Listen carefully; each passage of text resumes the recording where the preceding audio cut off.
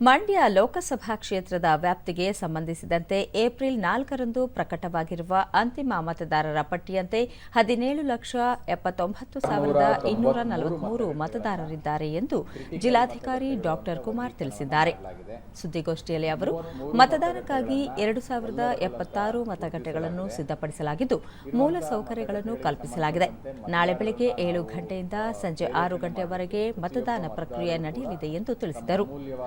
ಜಿಲ್ಲೆಯಲ್ಲಿ 8,76,112 ಪುರುಷ ಮತದಾರರು, 9,02,963 ಮಹಿಳಾ ಮತದಾರರು ಹಾಗೂ 168 ಇತರೆ ಮತದಾರರು ಇದ್ದಾರೆ.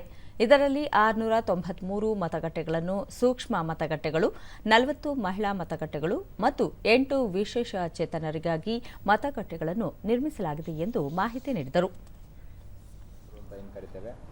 ಎಲ್ಲ ವಿಶೇಷ ಚೇತನರಿಗೆ ಒಳಗೊಂಡಂತಹ ಒಂದು 8 ಮತಗಟ್ಟೆಗಳನ್ನು ಮಾಡ್ತಾ ಇದ್ದೇವೆ.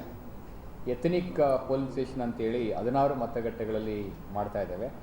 ಮತ್ತು ಯಂಗ್ ಎಂಪ್ಲಾಯಿಗೆ ಸಂಬಂಧಪಟ್ಟಂತೆ ಅದು 16 ಕೂಡ ಮಾಡ್ತಾ ಇದ್ದೇವೆ. ಸೊ ಇಷ್ಟು ವ್ಯವಸ್ಥೆಗಳನ್ನು ಕೂಡ ನಾವು ಮಾಡಿಕೊಂಡಿರೋಂಥದ್ದು. ಮತ್ತು ಥೀಮ್ ಬೇಸ್ಡ್ ಮತಗಟ್ಟೆಗಳನ್ನು ಕೂಡ 8 ಮತಗಟ್ಟೆಗಳಲ್ಲಿ ನಾವು ಮಾಡ್ತಾ ಇದ್ದೇವೆ.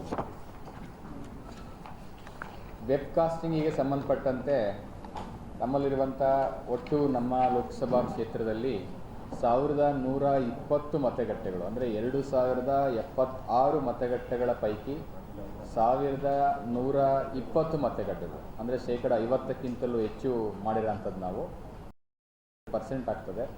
ಇಷ್ಟು ಮತಗಟ್ಟೆಗಳಲ್ಲಿ CC ಕ್ಯಾಮ್ರಾಗಳನ್ನು ಅಳವಡಿಸಿ ವೆಬ್ಕಾಸ್ಟಿಂಗನ್ನು ಮಾಡ್ತಾ ಇದ್ದೇವೆ. ಈಗಾಗಲೇ 1,120 ಮತಗಟ್ಟೆಗಳಿಗೆ ಸಂಬಂಧಪಟ್ಟಂತೆ CC ಕ್ಯಾಮ್ರಾ ಅಳವಡಿಸುವಂಥ ಪ್ರಕ್ರಿಯೆ ಈಗಾಗಲೇ ಚಾಲನೆ ಆಗಿದೆ.